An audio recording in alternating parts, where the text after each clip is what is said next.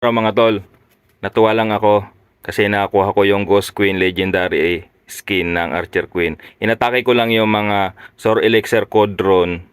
Ilang piraso lang ipapakita ko sa inyo. Ayan, mabilis lang siya atakehin, mga nasa labas naman yan ng mga base. At saka yung Sour Elixir Storage. Kasi yan yung iipunin nyo para makakuha kayo ng Legendary skin. O yan lang, dyan lang ako nag-focus. Basta pag nakuha ko yan, yung code drone saka yung storage na kulay green na yan, okay na.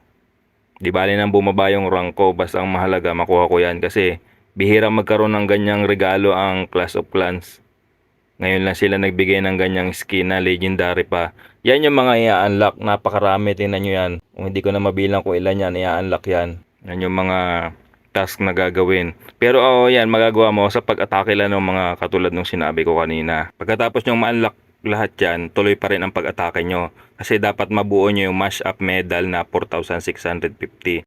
Mga tol, ang video nga pa lang to ay para sa mga COC player. Tapos yan naman ang itsura nung na-unlock ko na siya. Lahat puro check na green na lang siya. Inabot siguro ako ng mga 4 hours dyan na hindi naman tuloy-tuloy na laro. Pasilip-silip lang. Ginamitan ko rin ng mga boosting yung hero at saka ang troops ko. Pagkatapos nyong ma-unlock lahat yan, gawin nyo pa rin yung nasa bonus track. Makikita nyo dyan, may check dyan na kulay pula. Ayan.